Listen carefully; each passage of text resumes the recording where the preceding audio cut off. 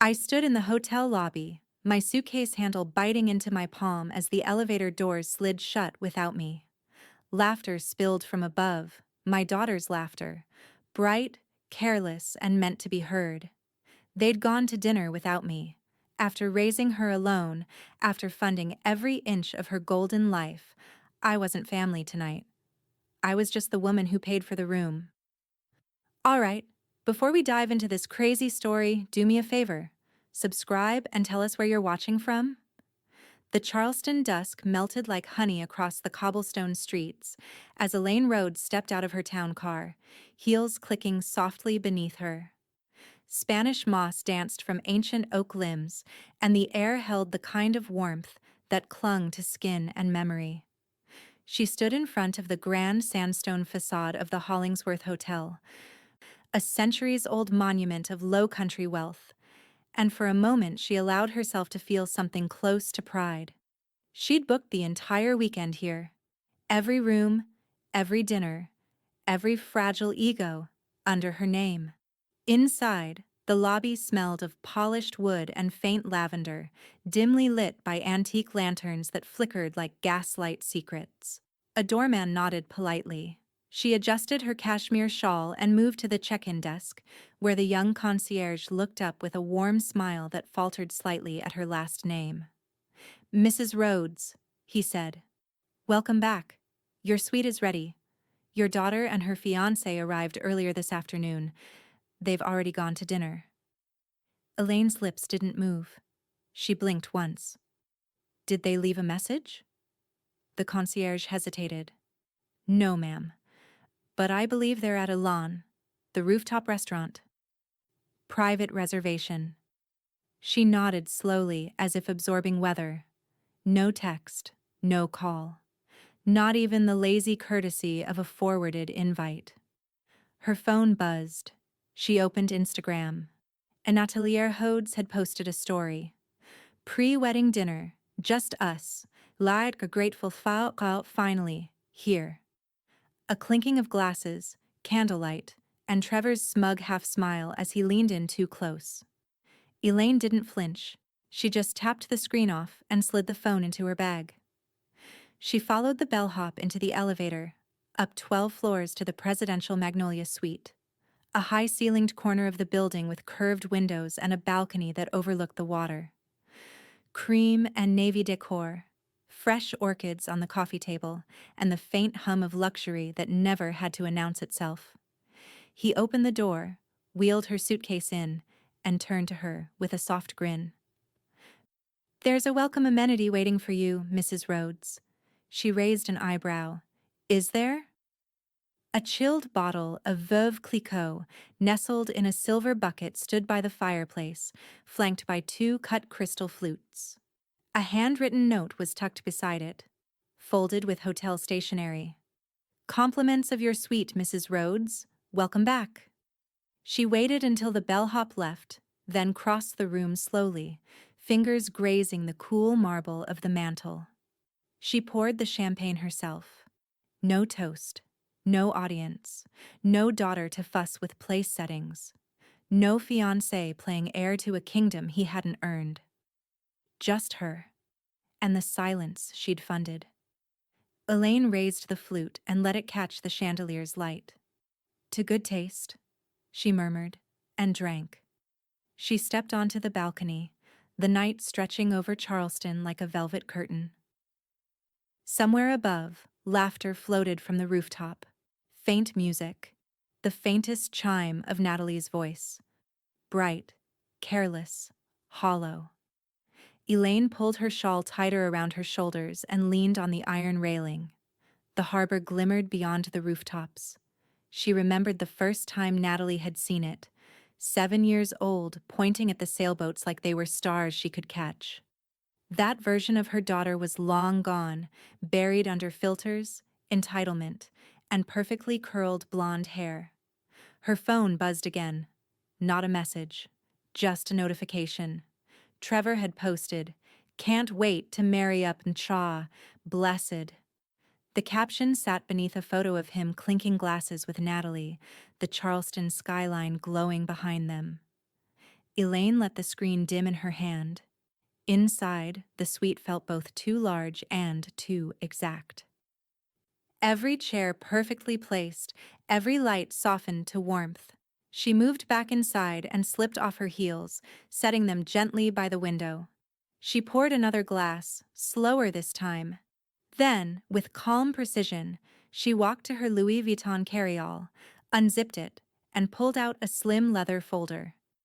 Inside, contracts, hotel invoices, the ballroom clause. The final trust revision with a yellow sticky note from Wells. Confirm signature upon arrival. Your move. Elaine set it on the table and sat in front of it, legs crossed, glass in hand. From above, a loud peal of laughter rang out. Natalie's, unbothered, triumphant. Elaine smiled faintly, but it didn't reach her eyes. She picked up the room phone. Yes, she said to the front desk, voice composed. Please notify the spa manager. I'd like to schedule a private session. And tell Hannah Rhodes I'll need to speak with her in the morning. A pause. Yes, that Hannah. She'll know. She hung up, walked to the fireplace, and raised her glass one last time to the empty room. Her voice was barely above a whisper. They'll remember tonight. 2 weeks before Charleston, the morning air in Elaine Rhodes's kitchen had carried the faint smell of lemon polish and the tick of the grandfather clock her late husband once wound by hand. The house was quiet now, quiet in a way that didn't ache anymore. She liked it that way. The absence had become instruction. Silence is power when you know how to use it. She sat at the long mahogany table, laptop open, coffee untouched, reading the Hollingsworths' private correspondence. The hotel's crest gleamed on the digital letterhead like a promise. She had already transferred the funds, her funds, traced neatly through a discretionary investment account built from her husband's old portfolio. The money had sat untouched for a decade, quietly gathering dividends, invisible to anyone who never thought to look. A line from the manager's email caught her eye. As per your instruction, all reservations have been consolidated under your name. You will retain full authorization privileges. Elaine scrolled down, lips curving faintly. Natalie had believed Trevor was managing the booking. He'd boasted about pulling strings at a luxury hotel through a friend in hospitality. She almost admired the confidence of his delusion. Almost. Her phone lit up with a message from Natalie. Natalie, got the hotel confirmation. Trevor says we got a great rate. You'll love it. Mom. Elaine typed a reply, paused, then erased it. She didn't need to correct the narrative. Not yet. Let them believe they'd orchestrated their own little paradise. Let them build the stage before realizing who'd paid for the spotlight. She picked up the phone and called the Hollingsworth directly. A woman answered. Warm, professional. This is Hannah, said the voice. Guest relations. How can I assist? Hannah, Elaine said smoothly. This is Mrs. Rhodes. We spoke about the suite upgrades. Of course, Mrs. Rhodes. Everything's been handled as requested. The penthouse is yours exclusively. Your daughter and her fiancé will be 2 floors below. Would you like me to note any billing distinctions? Yes, Elaine replied. All incidentals, room service, spa, boutique, should be routed through my master account, but flagged, quietly. No declines, no alerts. Understood, Hannah said after a pause that sounded like curiosity politely swallowed. Would you like staff briefed? Precisely. You'll make sure everyone knows where the courtesy begins and ends. I'll take care of the rest. When they hung up, Elaine looked out the window, where the morning sun lit the camellia bushes her husband had planted decades ago. They were still blooming. Things that grow quietly tend to outlast the noise. She reached into her desk drawer and withdrew an envelope labeled Personal Authorization, Estate Use. The paper smelled faintly of cedar and ink. The document gave her legal discretion over funds drawn from her late husband's investments. She signed her name, steady, deliberate, and whispered to the empty kitchen, "You'd have enjoyed this, Charles." Watching the lesson unfold. That afternoon, she drove downtown to Wells Grant's law office. He was waiting in his usual corner office, sleeves rolled, tie loosened. He looked up with a knowing grin. "Something tells me you're planning another kind of vacation," he said. Elaine handed him the authorization form. "Just ensuring a few things remain properly managed.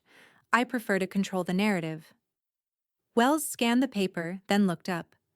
"Same hotel your daughter's using?" "Exactly. The one her fiancé thinks he negotiated. I'm simply clarifying ownership." Wells chuckled. "You always were better at contracts than sentiment." Elaine's expression softened. "Sentiment's expensive. Control is cheaper in the long run." When she left, the late afternoon sun glinted off the brass plaque outside his office, and she caught her reflection in the polished metal. Not the grieving widow Charleston society pitied last year. Someone sharper now. Someone with purpose. Back at home that evening, she opened the hotel's digital dashboard one final time. Every room linked to her account. Her name, her address, her financial tether. Trevor's exclusive connection existed only in his head. Elaine closed the laptop with a soft click, savoring the quiet hum of satisfaction. She poured herself a glass of Merlot and carried it to the window. Outside, the sky was fading into pink dusk, the same color as the stationery she'd used to sign her first joint account with Charles 40 years ago. Funny how cycles repeated if you paid attention. Her phone buzzed again. "Natalie." "Don't stress about any of the hotel stuff, Mom. Trevor handled it. He's amazing at this kind of thing." Elaine took a sip of wine, typing nothing in return. She would let that illusion breathe, just long enough to suffocate them later. 2 weeks later, when the bellhop at the Hollingsworth greeted her with a crisp, "Welcome home, Mrs. Rhodes," he did so with an extra sparkle of deference. She slipped a folded bill into his palm. "You take care of me," she said, "and I'll take care of you." He smiled, genuine and conspiratorial. "Of course, ma'am." As she watched him disappear down the corridor, she thought of Natalie and Trevor, 2 floors below, blissfully unaware that every light, every drink, every thread of their comfort hung by a cord she controlled. Elaine turned toward the elevator, her heels steady on the marble floor. Somewhere above, laughter echoed faintly. She pressed the button for the penthouse. The morning after the rooftop dinner she hadn't been invited to, Elaine sat at the penthouse's dining table, the thick leather folder open in front of her. The suite smelled of bergamot and fresh linen, the kind of scent expensive hotels use to manufacture peace. But Elaine didn't feel peaceful. She felt precise. Her reading glasses perched low on her nose as she flipped through tabbed pages. A copy of the wedding venue contract. A silent clause Natalie had initialed without reading. A vendor coordination sheet with her name listed as backup contact. A 3-page billing agreement from the Hollingsworth, signed digitally under her legal authorization. A small sticky note stuck between pages 2 and 3. Financial override. Unrestricted until checkout. Her initials were beside it. Clean, sharp, undeniable. She took a sip of her espresso, then sat back, gaze drifting to the open balcony.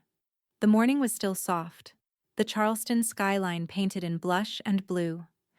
Boats dotted the harbor like careless commas. Her phone buzzed beside the folder. A new text from Natalie. "Natalie, don't wait up tonight. Trevor got us a tasting downtown." Elaine stared at the message for 3 long seconds. Then she did something she hadn't done in months. She laughed.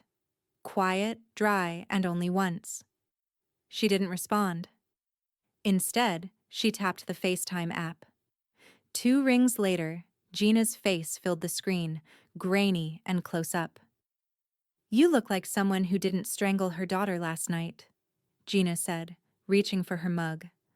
Proud of you. Elaine lifted one brow. Small victories. You ready? Gina asked. Elaine didn't hesitate.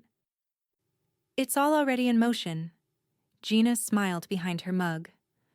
God, I love when you talk like a Bond villain. Elaine clicked the folder shut. Let's not insult Bond, he always needed backup. Later that afternoon, she descended into the grand lobby, a gentle murmur of tourists and bells filling the air. The concierge smiled at her, but it was Hannah, smart blazer, tablet in hand, who met her eyes with quiet recognition. Elaine gave the smallest nod. Behind her, Natalie and Trevor appeared from the elevator alcove, their arrival announced by the exaggerated scent of expensive cologne and the too loud click of Natalie's designer wedges. Trevor carried himself like someone who thought he was being watched, chest puffed, jaw square. Natalie adjusted her sunglasses and breezed to the front desk. Hi, she said brightly. We're expecting a few deliveries today for the bridal suite. The concierge blinked. Certainly, Ms. Rhodes. Natalie smiled. Actually, it's bride, not... No. The concierge interrupted gently. I meant Mrs. Rhodes. Your mother. He motioned behind her to Elaine, who had stepped up to the opposite counter. Trevor turned his head slightly, frown surfacing. Wait. So, all this is under her? Elaine handed her keycard to Hannah without making eye contact. I'd like the ballroom unlocked. I'd like to walk through alone. Natalie turned fully around. Mom? Wait. Why are you going to the ballroom? Elaine didn't stop walking. Just admiring the architecture. Trevor opened his mouth but said nothing. A small hesitation clung to him like a shadow. Elaine stepped through the heavy doors into the Blue Magnolia Ballroom, the grandest room in the Hollingsworth. The crystal chandeliers shimmered like quiet secrets, and the air smelled of waxed floors and cold marble. Round tables were stacked to the side, ghostly under their linen coverings. She walked its perimeter slowly, hand grazing the paneled wall. One circuit, then another. She wasn't looking for flaws. She was measuring where the damage would land. She paused at the altar space, now just an empty riser in front of a mural depicting Charleston Harbor at sunrise. The irony wasn't lost on her. The sun always rose, whether you were ready for it or not. Back in the hallway, a porter passed by with a rolling rack of white garment bags.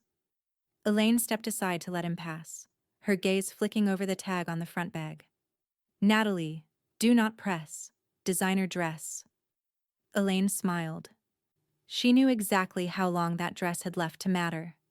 She turned on her heel, walking slowly back toward the elevator. By noon, the Hollingsworth's lobby pulsed with quiet opulence, sunlight glancing off the marble floor, champagne laughter rising from guests who thought money softened everything.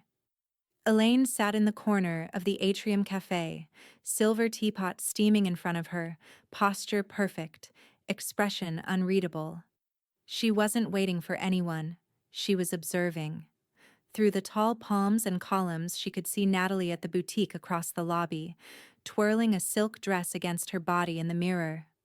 Trevor lounged on the nearby sofa, scrolling through his phone, designer loafers half off his feet, smiling that performative smile he wore whenever someone looked his way. Elaine lifted her teacup and let the steam touch her face, concealing a smile that wasn't quite kind. A discreet cough drew her attention. Hannah stood at her elbow, tablet in hand, professionalism painted across her every movement. Mrs. Rhodes, she murmured, a quick note about your account, if I may. Elaine gestured for her to sit. Of course. Hannah slid the tablet toward her, the soft glow illuminating a list of charges. Spa services, boutique purchases, 3 separate bar tabs last night.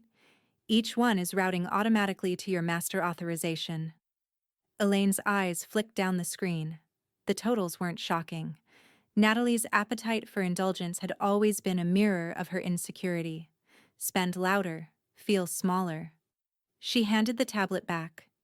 Don't decline anything, she said evenly. Just track everything. Quietly. Hannah's lips curved, the faintest ghost of a smile. Understood. Have the receipt sent to my suite at the end of each night. Yes, ma'am. As Hannah stood to leave, Elaine added softly, and thank you, Hannah. Discretion's a rare skill here. Noted. Mrs. Rhodes? The young woman disappeared into the hum of the lobby, leaving Elaine alone again with her tea and her thoughts. Across the marble expanse, Natalie's phone camera lifted in practiced poise. Click. Flash. Another perfectly curated moment for strangers who would never notice the loneliness behind her smile. The notification came through seconds later. Canatalia Hodes. Luxury life. Always, her Charleston charm. Ktaun forever starts here.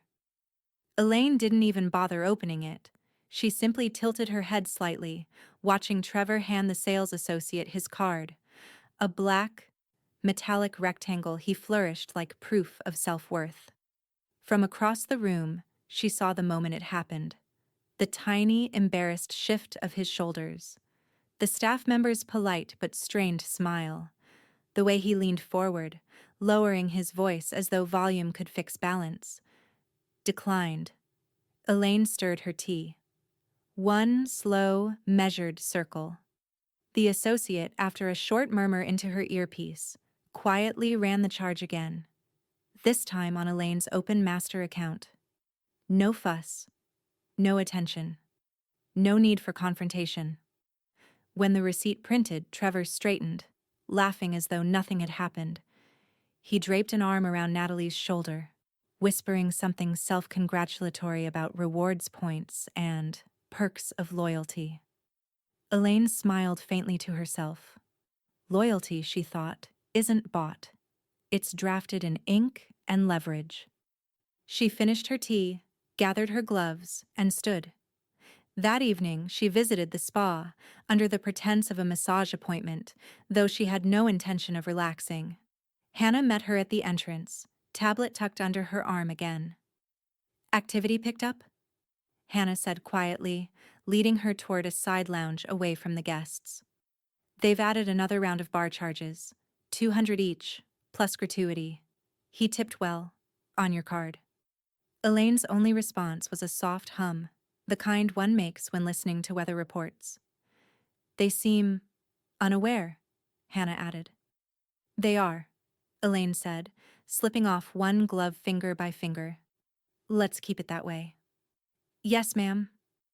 Elaine glanced toward the glass partition separating her from the spa reception.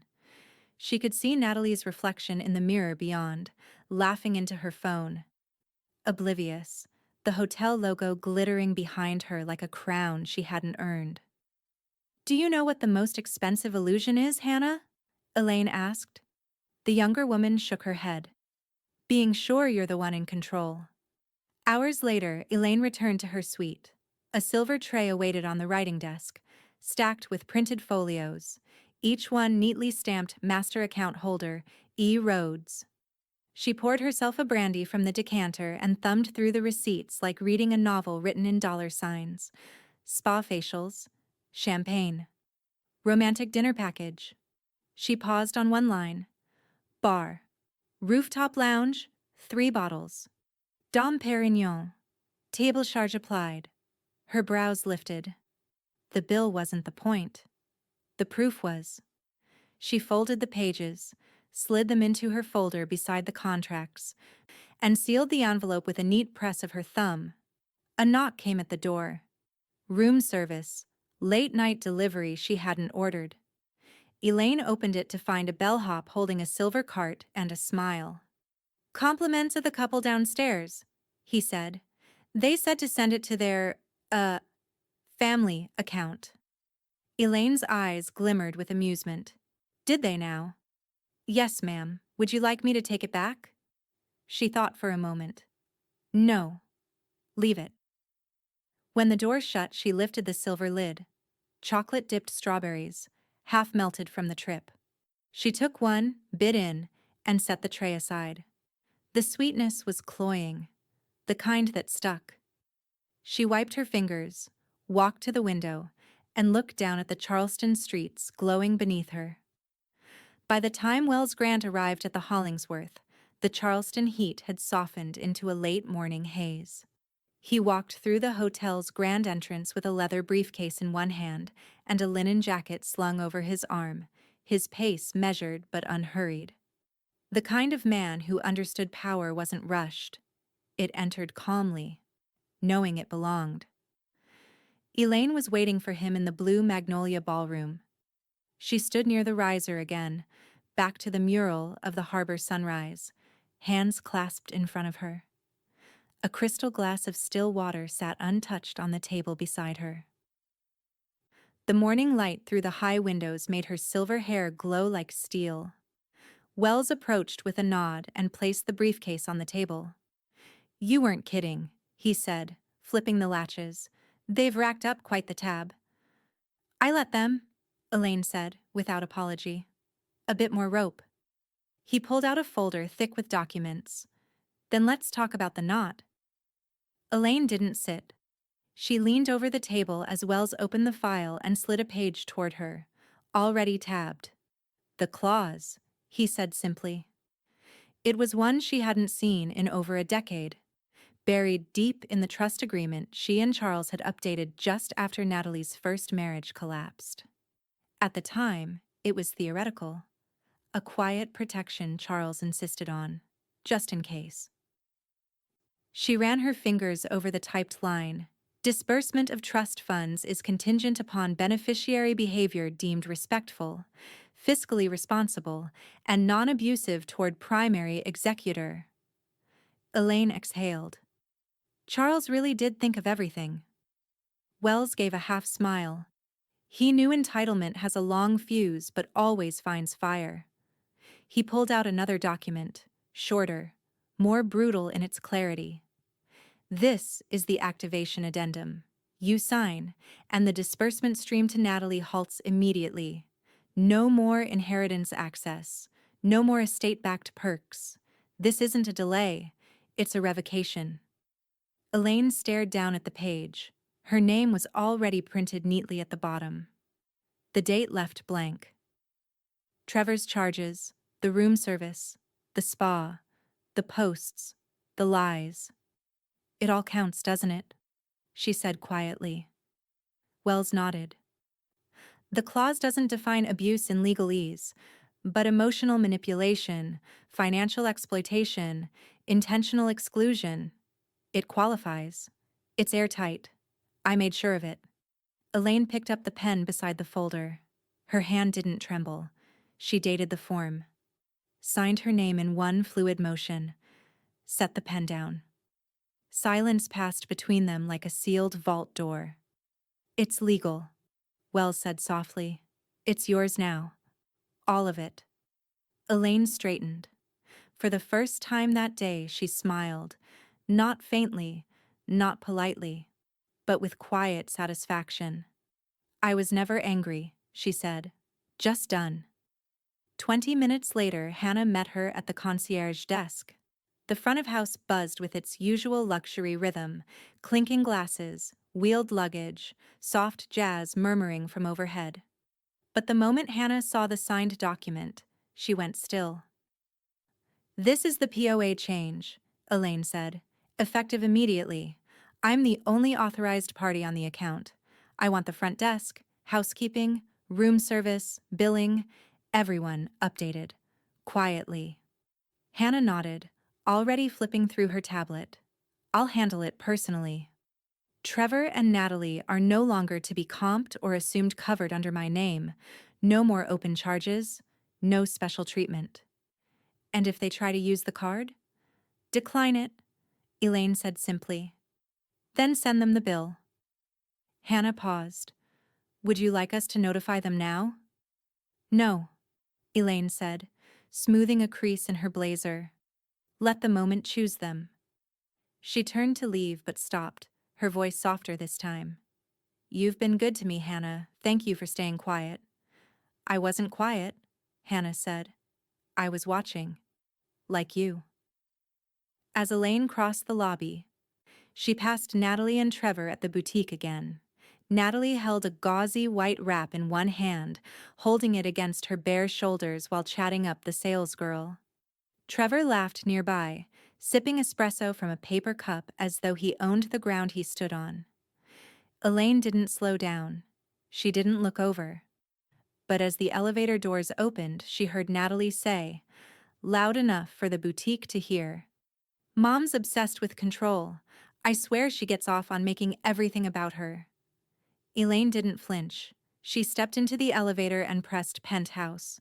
The doors began to close, until a hand slid between them. Trevor stepped in, casual, holding a receipt in one hand. "Hey," he said, glancing up. "Can I just say, you've been really generous this week?" Elaine said nothing. He smiled. Not everyone would cover $3,000 in wine without blinking. She turned to him, expression unreadable. "Funny. I thought you had a rewards card for that." Trevor blinked. The elevator rose.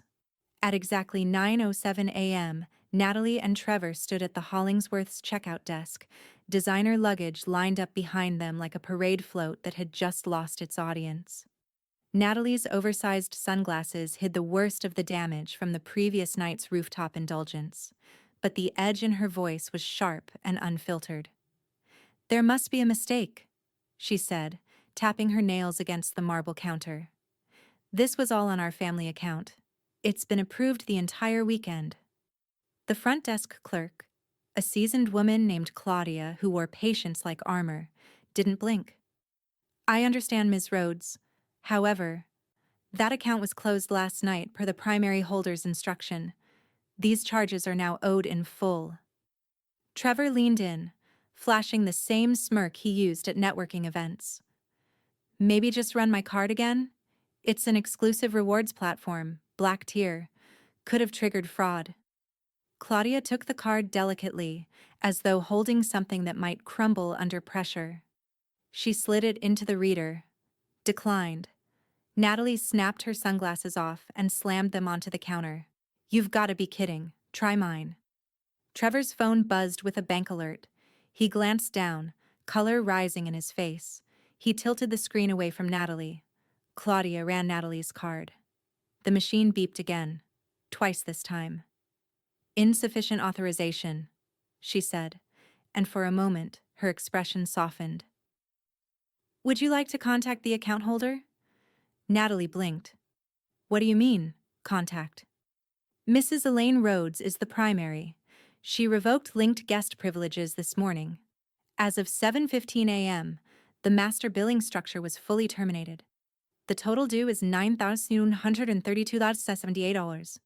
Trevor barked a laugh that didn't sound human. "You think she's not going to cover this? She's she's Natalie's mother. Call her." Natalie nodded, breath shallow. "Yes. Call her. She'll fix this." Elaine, meanwhile, was seated on the hotel's sun-drenched garden patio, tucked behind a hedge of white camellias, sipping café au lait beside Gina, who was reading the Post and Courier like it was the Bible. "She's still wearing that tacky leopard print cover-up?" Gina asked, not looking up. Elaine smiled faintly. "Unfortunately, yes." Their table was simple: linen napkins, fresh peach scones, a silver tray of marmalades. The hotel's historic fountain gurgled nearby like a well-behaved spectator. Elaine's phone vibrated once, then again, then again. Gina sipped her coffee. "You gonna get that?" Elaine reached over, turned the phone face down without checking it. "No." "You sure? Could be the Pope." "It's not," Elaine said evenly. "It's Natalie, and I'm not her wallet anymore." Gina set her mug down. "You want me to say it, or you want to say it?" Elaine raised an eyebrow. Gina grinned. "Proud of you." Back at the desk, panic was blooming fast. Natalie's voice rose an octave. "She wouldn't do this. We're her family." Claudia didn't flinch. "We simply need another form of payment. Or an agreement to settle the balance before checkout." Trevor tried leaning over the counter like charm could rewrite math. Listen, maybe there's a manager we can talk to. Someone who understands how high-end clientele operate. Maybe we could get the bill comped and— No, sir, Claudia cut in. That discretion no longer applies.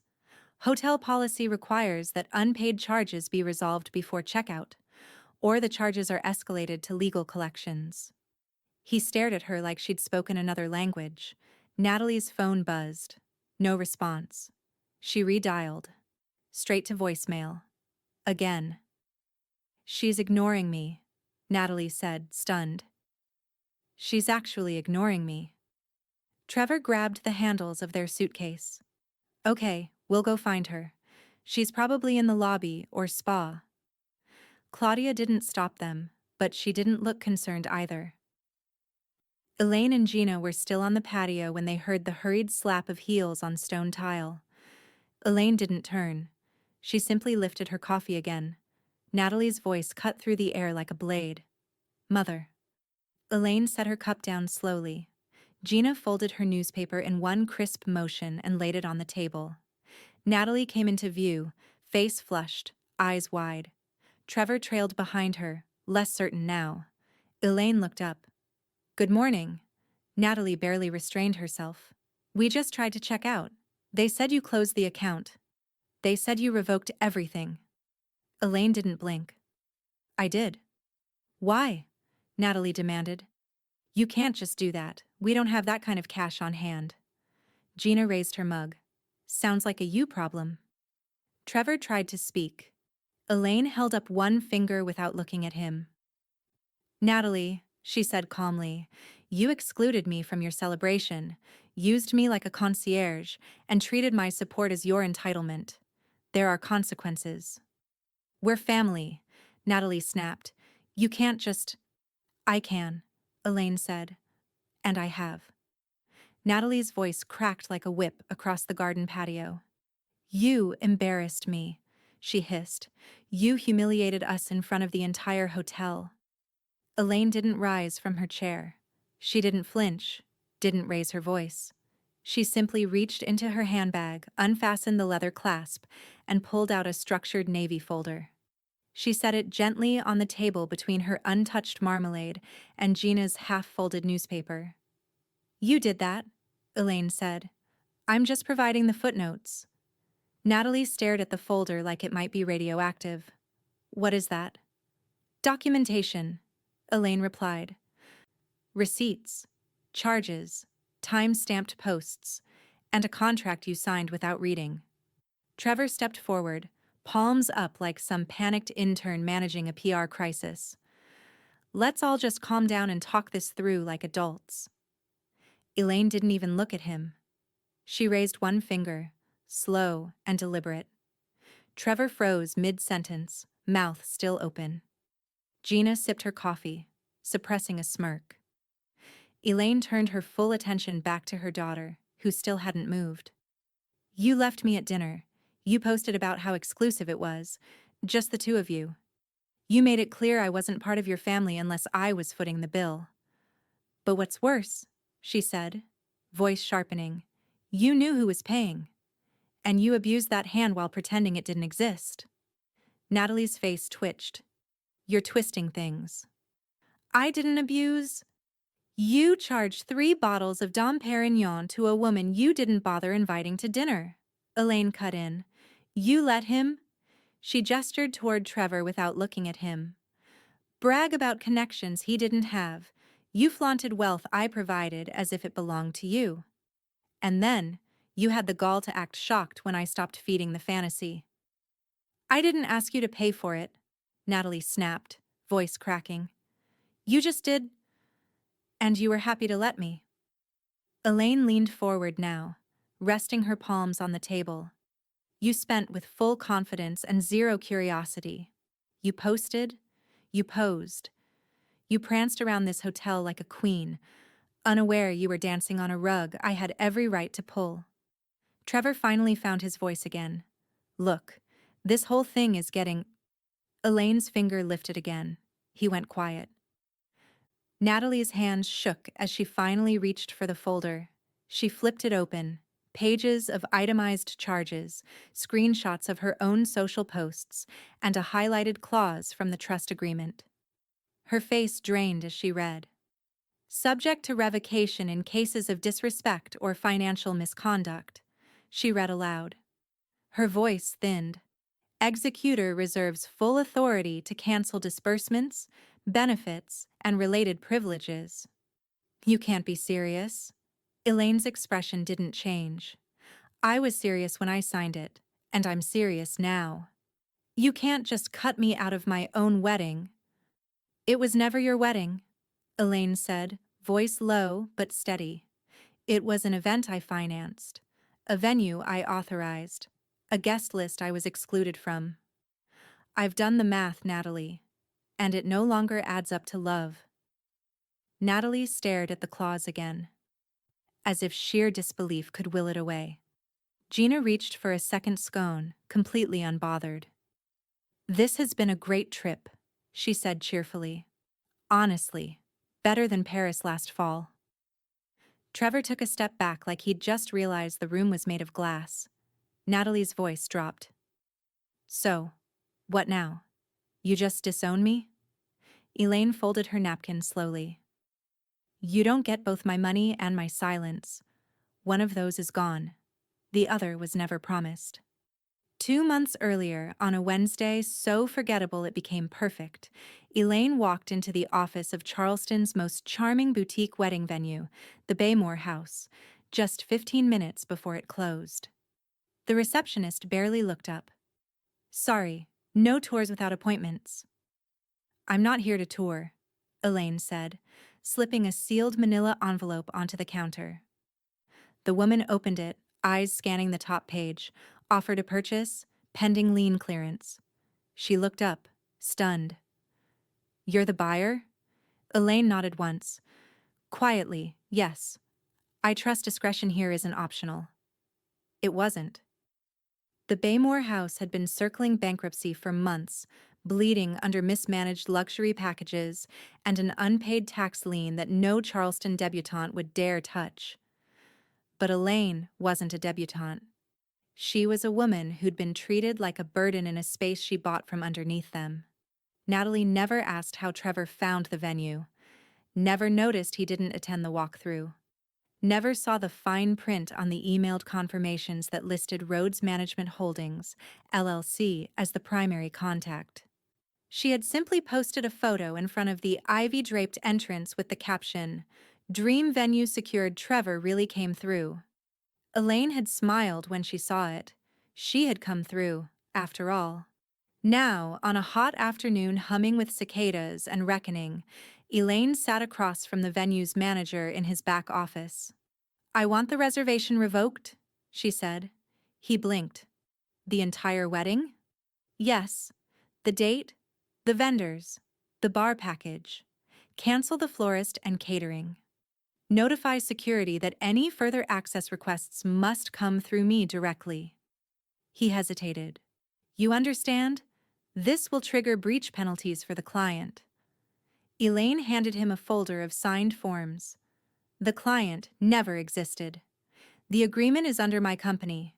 There is no breach. Just a retraction. The manager leaned back in his chair. They're going to lose it. Elaine gave him a pleasant smile. Then perhaps you shouldn't be standing so close. At the Hollingsworth, Trevor's phone rang for the 5th time. Still no answer? Natalie asked, voice thin with rising panic. He shook his head. My dad's not picking up. He always answers. Always. Natalie stared at him like he'd dropped a glass. You said your dad would cover this. You said he was going to wire the money for the deposit. He was supposed to, Trevor said. I told him it was just a bridge loan. Trevor, she snapped.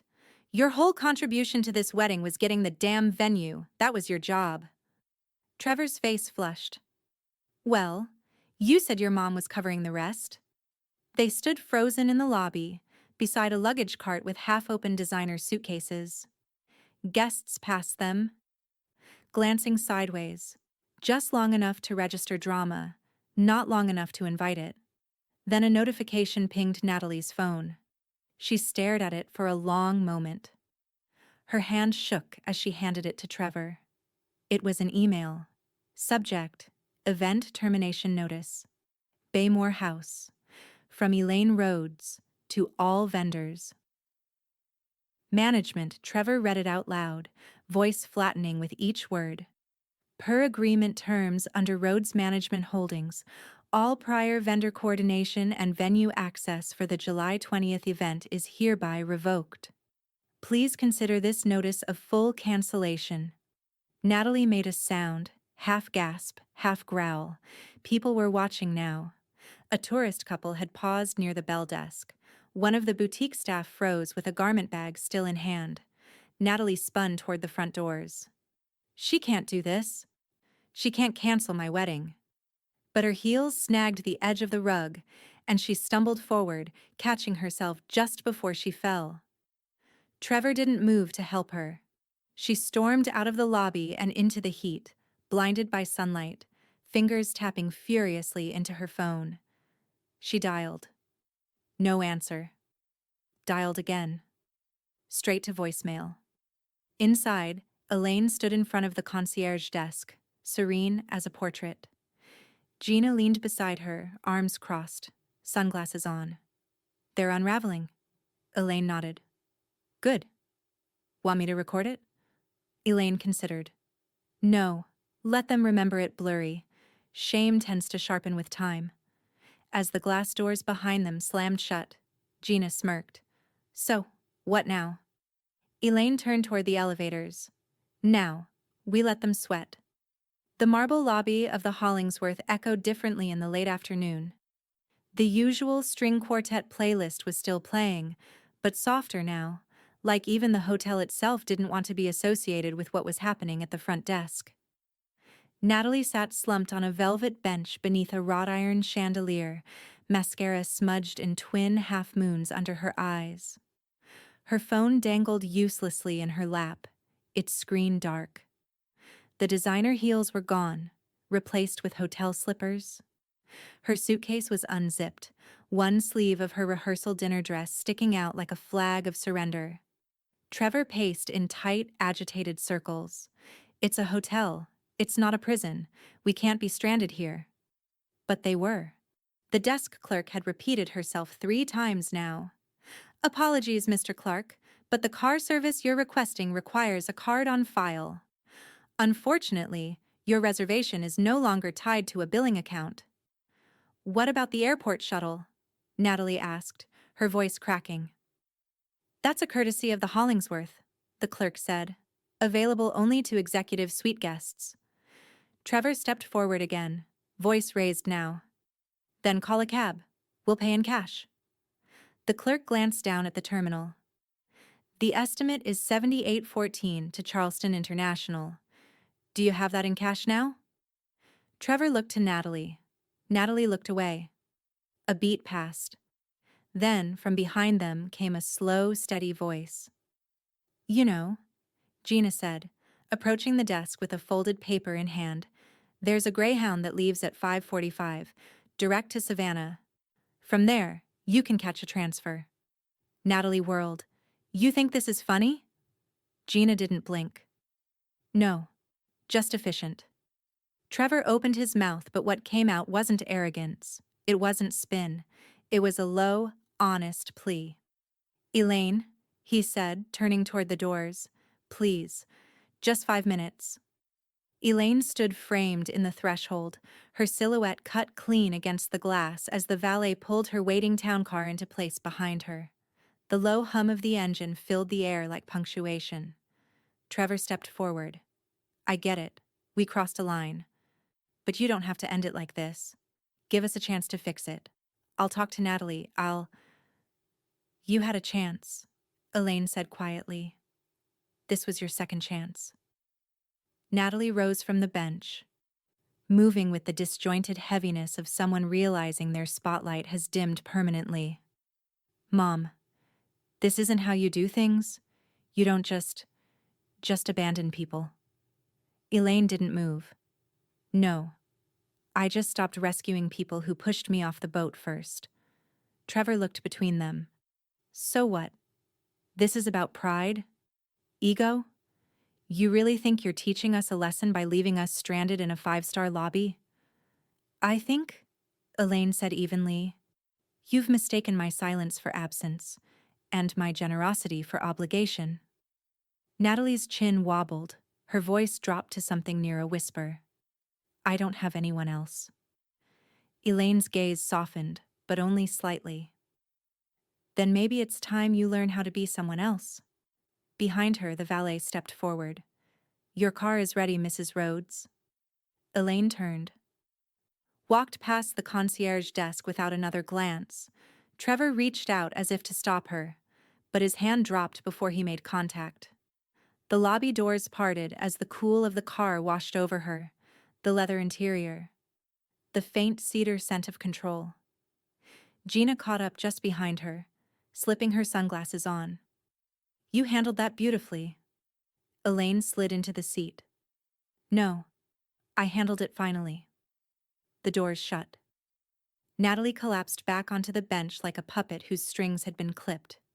Trevor sat beside her, elbows on his knees, staring down at his shoes like they owed him an apology. 3 days later, a thick manila envelope landed with a soft thud in the mailbox of a third-floor walk-up rental just off East Bay Street.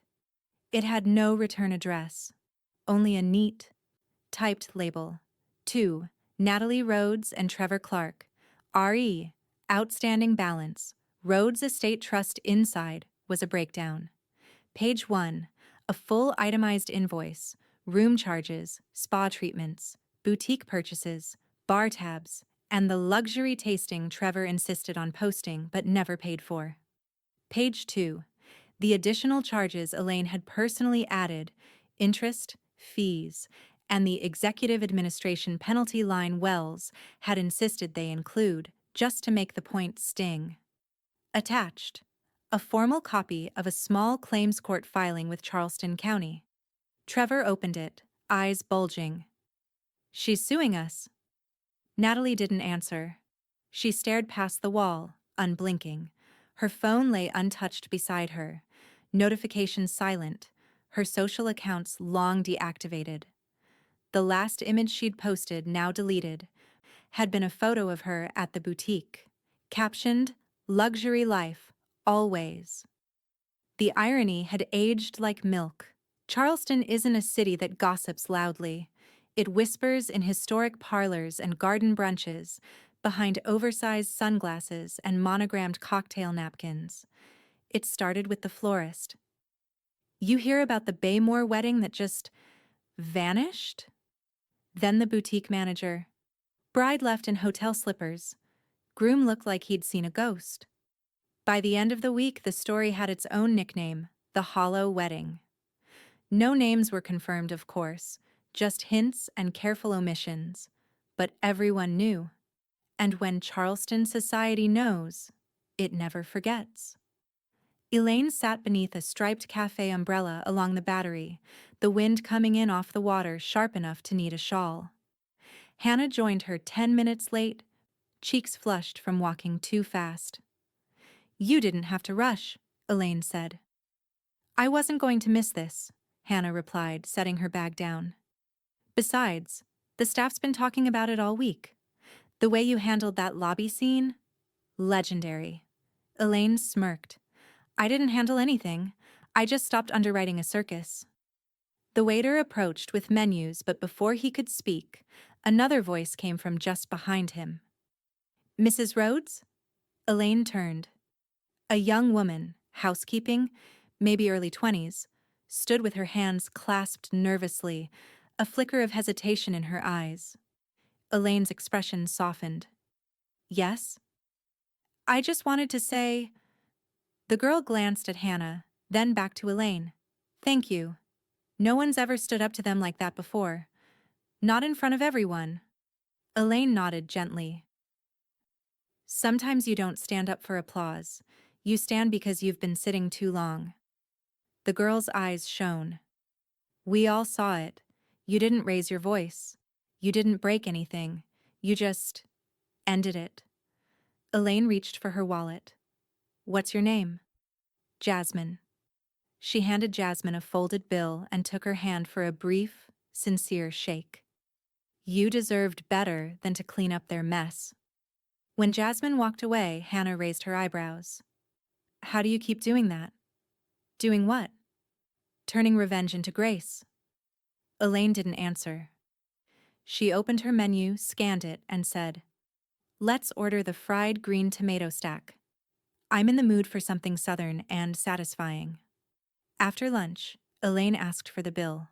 The waiter returned with it, already paid. On the house, he said, glancing around. The staff all pitched in. Elaine blinked. Why?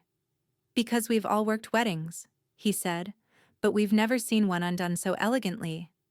Elaine reached into her handbag and pulled out a crisp envelope. Inside, a $500 tip. Split it evenly, she said, and next time someone treats you like you're invisible, remind them who owns the room. Elaine arrived at Bar Avery just before 4 p.m., sharp heels clicking across the slate tile floor of the hidden speakeasy-style lounge nestled beneath the Hollingsworth. It was the kind of place built for whispered deals and expensive regret. Dark marble counters, whiskey shelves that reached the ceiling, and music that hovered just low enough to keep secrets. She didn't need to check in with the bartender. The staff already knew her. She was one of the silent investors, the kind who never needed to show up, except when it mattered. Trevor was already waiting at a back booth, nursing what looked like an old-fashioned he didn't understand. His shirt was wrinkled, his confidence nowhere in sight. Elaine sat opposite him without a word, placing her bag on the bench beside her. He tried to smile. Failed. Thanks for agreeing to meet. Elaine glanced at the glass in his hand. Is that your first, or your excuse? He let out a tight laugh. I deserve that. She didn't respond. Trevor straightened. Look, I know things went off the rails, but if we could just agree to keep things contained, I think that's better for everyone. Elaine tilted her head. Contained. He nodded quickly. Not public. You know how fast reputation spreads in Charleston, the forums, the vendors. Natalie's already off social. People are asking questions. If this court filing gets picked up... Elaine reached into her bag and slid a crisp, folded document across the table. I don't want your reputation. I want your name off mine. He looked at the paper but didn't touch it. What is this? Waiver of claim, she said. Prepared by Wells. You agree not to pursue any future benefit, reimbursement, stake, or public association with the Rhodes estate or my family. Permanent, irrevocable. Trevor blinked. You think I was trying to access your estate? Elaine folded her hands, calm and unflinching. You weren't trying. You were succeeding. For months. He opened his mouth, then closed it again. I've done the math, she continued. Do you want to know the numbers? He didn't answer, but she went on. $1,442 in unauthorized charges, 4 manipulated room bookings, 2 fabricated vendor discounts you claim to negotiate, and 1 very convenient lie about your father's non-existent wire transfer. I panicked, he said quietly. I thought if I just kept the wheels spinning, I could fix it before it crashed. Elaine leaned forward slightly. You didn't just spin wheels, Trevor. You spun people. You used my daughter's name to elevate your own, and you used my silence as a stage. He stared at the table. I thought you were weak. Elaine's smile was soft, but precise. No, I was watching. The bartender approached, a silent acknowledgement of Elaine's presence. Your usual, Mrs. Rhodes? Just water today, she said. Something clean. Trevor reached for the pen Elaine had placed beside the waiver. His hand hovered. Is this it? Am I just cut out? You were never in, Trevor. You were an accessory. And like most accessories, you were returned once the receipt proved you didn't belong. He signed. Slowly. carefully, one stroke at a time. Elaine took the paper back, folded it into her leather folio, and stood. Trevor remained seated, shoulders hunched, fingers laced on the table as if trying to keep himself from falling apart. Before she left, Elaine looked down at him. "Do you know what the hardest part was?" she asked. He looked up, eyes rimmed red. "What?" "Realizing that even if you'd married her, I still wouldn't have gotten a thank you." Then she walked away. Elaine sat across from Wells Grant in his office, bathed in late-afternoon amber light that streamed through plantation shutters. His desk was polished to a gleam. The only sound in the room was the quiet click of his Mont Blanc pen uncapping. "Last page," he said, sliding the leather-bound file toward her. "Final signature. Once it's done, it's done." Elaine didn't reach for the pen right away. Her gaze lingered on the embossed cover. "The Rhodes Trust, amended articles of distribution." The gold lettering looked cleaner now, sharper, less burdened by compromise. She opened it, turned to the signature page, and scanned the paragraph that finalized what she'd already set in motion. All disbursements to Natalie Rhodes, terminated. All executor control, granted to Gina Torres. All remaining assets, transferred to sole heir, Blake Rhodes. Discretionary allocations, reserved for philanthropic giving at the executor's direction. Elaine signed with a hand that didn't tremble. Wells leaned back, nodding. "It's rare someone closes this many loops in one go." "You didn't just cut ties, you stitched something better in their place." She handed the file back. "Natalie made it clear who she wanted me to be. I finally listened." Blake arrived that evening. Elaine met him in the hotel library. Mahogany shelves, low lamps, and the hush of hushed conversations. He wore no tie, just a dark sweater and a nervous smile. He was 30, maybe 31 now. Quiet, studious, always just outside the family spotlight. She handed him a sealed envelope. "What's this?" he asked. "My faith," Elaine said, "and a responsibility bigger than money. You're the sole heir now." His eyes widened. "Aunt Elaine, are you sure? I watched you all these years. You never asked for anything. Never showed up with expectations. Just presence. That's rare." He sat in stunned silence, thumb tracing the seal of the envelope. "There's no test," she added. "You're not earning it. You're honoring it." He nodded slowly. "I won't let you down." "I know." The next morning, Elaine submitted a wire transfer, quiet, anonymous, to the Hollingsworth Employee Wellness Fund. It had been a small initiative, something the staff had cobbled together after a colleague's medical emergency. No one had asked her to help. No one had even told her about it. But she noticed the way Jasmine had covered for a sick co-worker, the way Hannah had protected her dignity without ever stepping outside protocol, the way the bellhop had looked at her like she belonged there, not because of her last name, but because of how she treated his. The donation cleared within hours. It would cover every unpaid lunch break, every emergency shift swap, every forgotten tip. No press release. No public credit. Just a new line item titled, "From Someone Who Wasn't Invisible." That same afternoon, Natalie dialed Elaine from a number she didn't recognize. Again. Voicemail. Again. She tried texting. The message was returned with a single, blunt notification. Blocked. She stared at her screen for a long time before throwing it across the couch. It bounced once, then slid to the floor beside an unopened envelope marked Charleston County Small Claims Division. Her social accounts remained dark. A few former friends had unfollowed her without explanation. No one tagged her in photos anymore. Even the wedding forums had moved on, to newer scandals, shinier disasters. In the quiet, she scrolled to her saved photos. One caught her eye, a filtered shot of her hand on a champagne flute. Captioned, "Blessed to have a man who handles everything." The irony sliced deeper this time. Trevor updated his Instagram that evening. The bio used to read, entrepreneur, visionary, lover of life. Now it was blank. Just a name, a default avatar, and a silent admission of defeat. Elaine, meanwhile, was already packing. Her suite at the Hollingsworth had served its purpose.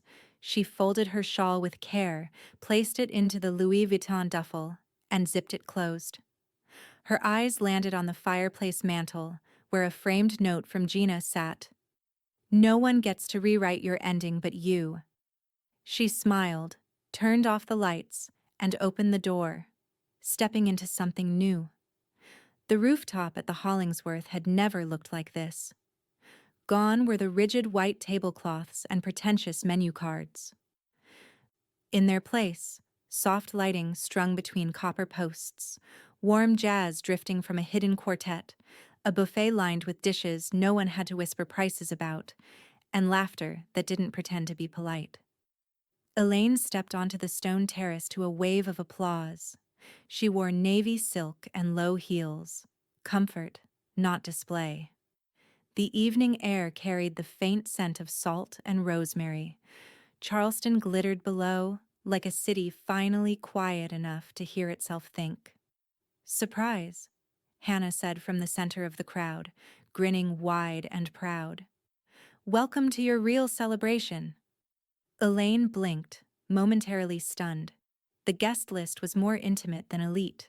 Hotel staff, overlooked vendors, the florist who was never paid, the pastry chef who got stiffed on the tasting, even the security guard who had been there the night Natalie collapsed in the lobby.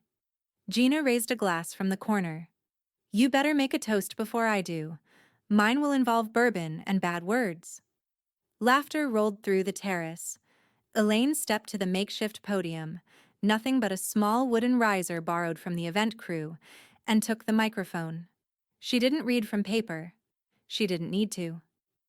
"Charleston taught me something," she began, voice clear and measured. "Sometimes you can have all the money in the room and still feel invisible. But the moment you stop apologizing for your presence, that's when the room starts paying attention." A hush fell. Every face leaned in. "I spent years thinking silence was grace, that restraint was dignity.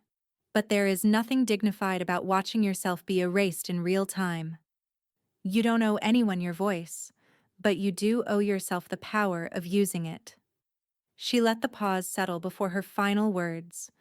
"Don't be quiet when you hold the power." Applause surged like a release. Hannah wiped her eyes discreetly. Gina didn't bother. She just raised her glass. "To women who stopped apologizing." "To Elaine," someone else added. "To Grace under fire." "To the woman who walked out of her own erasure and bought the damn venue." More laughter. Then a chant. "Speech! Speech!" from the back near the bar. But it wasn't directed at Elaine. Hannah stepped forward, eyes shining, holding a small velvet box. "Actually, I have something to say too." Elaine blinked again, caught off guard for the first time in weeks. "This was supposed to be your quiet exit," Hannah said. "But that's not who you are. You didn't just protect your own dignity. You protected ours. The staff, the vendors, everyone who's ever been told they're just the help. You put a stop to the performance we all had to live beneath." She opened the box and handed it to Elaine. Inside, a gold-plated nameplate. Co-owner, Hannah Burns, Baymore House. Elaine's breath caught. "What?" "You gave me a seat at a table I never thought I'd even see," Hannah said. "Now let me earn it." Elaine didn't speak. She couldn't. She simply pulled Hannah into a long, fierce hug. The crowd clapped, whistled. One of the pastry chefs dabbed his eyes with a napkin. A server approached Elaine discreetly, handing her a folded note. "Someone left this with the concierge earlier," he said. Elaine opened it.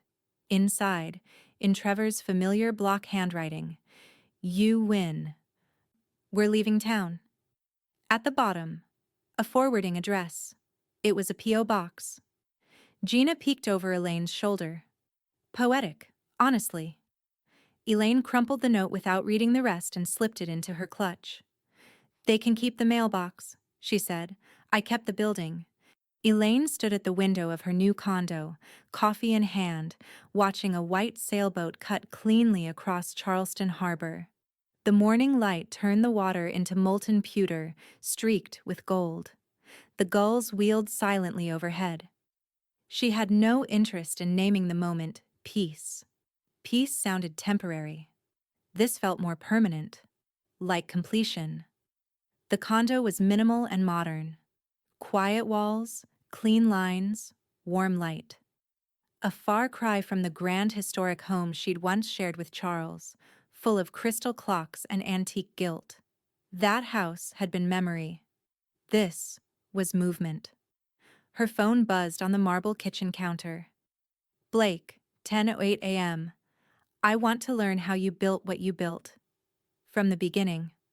Not just the trust. The whole blueprint. Will you teach me? Elaine didn't answer right away. She stared at the screen, heart heavier than she expected. Then she typed slowly, Elaine. Yes. Come by Friday at 3. Bring a notebook. And earn the coffee. She hit send.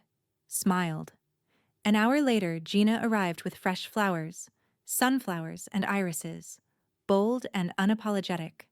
The kind that didn't bother pretending to be fragile. I don't know what you call this, Gina said, setting the vase on the windowsill. But it's giving retired mob boss finally at peace with her empire. Elaine chuckled. I'll take it. You know, most people your age are downsizing out of grief. You're downsizing out of strategy. Grief never held a mortgage, Elaine replied. But clarity does. They sat in silence for a while, sipping coffee. The kind of silence women earn after surviving rooms that tried to shrink them. I heard from Blake, Gina said finally. Elaine nodded. He wants to learn. He's the first one who didn't ask to inherit, just understand. Exactly. That afternoon, Elaine found a small package at her door. No card, no return label. Inside, a 6-inch red velvet cake in a white box with a silver ribbon. Pressed into the frosting was an edible message. Happy birthday, Mrs. Rhodes.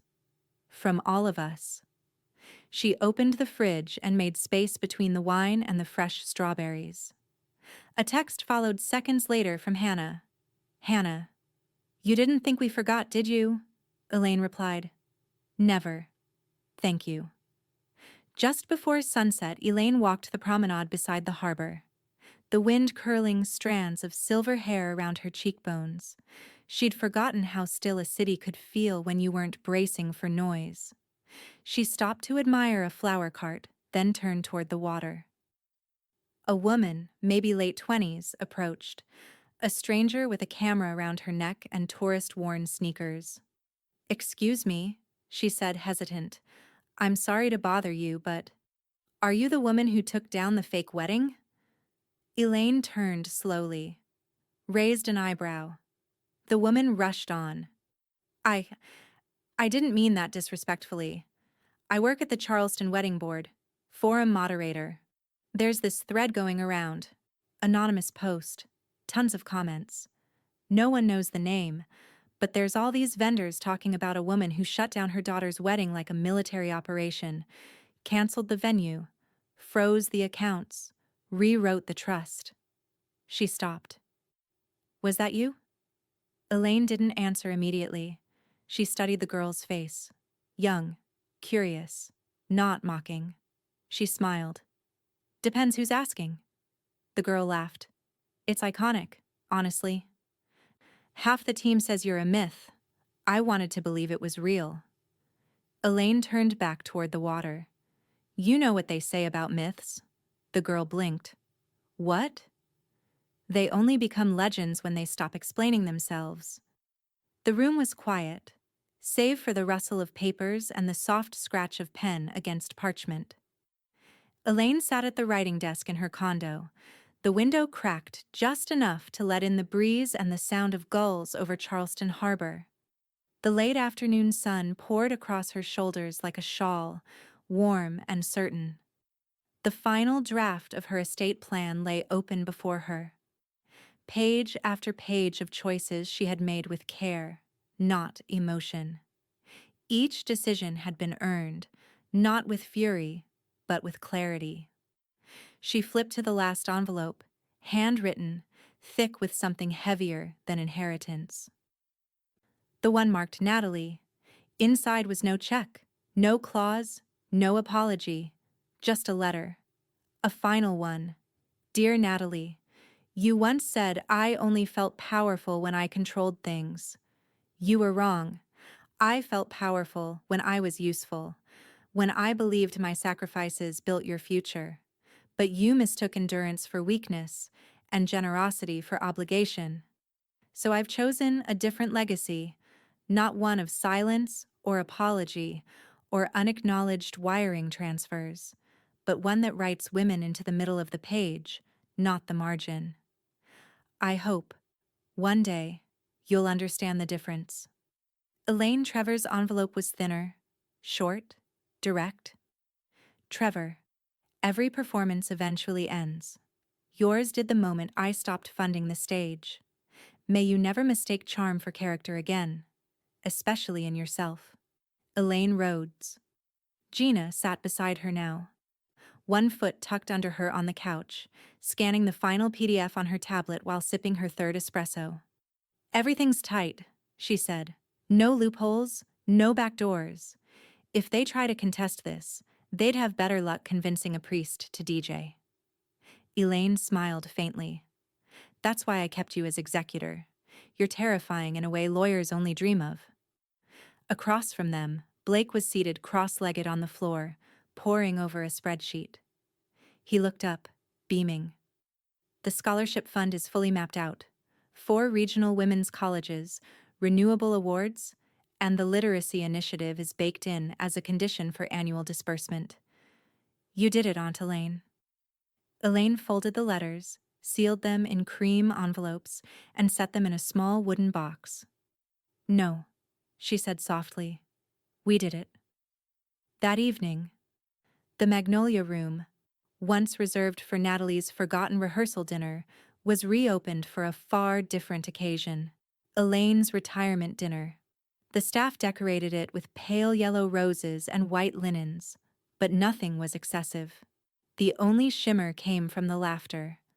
There were no influencers, no flash photography, no curated moments, just real ones. Hannah stood near the bar, sipping from a coupe glass, her smile easy. Elaine made her way to the center of the room, where a modest table had been arranged just for her, Gina, Blake, and 2 of the hotel's senior staff. As she sat down, Hannah leaned in with a wink. Best investment I've seen in decades. Elaine chuckled. Returns were slow at first, but worth it. Gina raised her glass. To the woman who funded her own freedom. Blake clinked his glass softly against hers. And shared it. Elaine looked around at the room, not opulent but rooted, not staged but earned. She lifted her wine glass slowly, eyes scanning every face around her. For the first time, she wasn't hosting for anyone else's ego. She was celebrating the work that didn't need to be explained. The truth is, she said, voice even and clear, they didn't just leave me. The room stilled, listening. They left me, thinking I was beneath them. She paused. But I owned the roof they stood under, and I'll never be beneath anyone again. Glasses lifted. Applause, quiet and reverent. And with that, the chapter closed. Not in fire, but in the calm authority of a woman who rewrote her story and handed the pen to no one.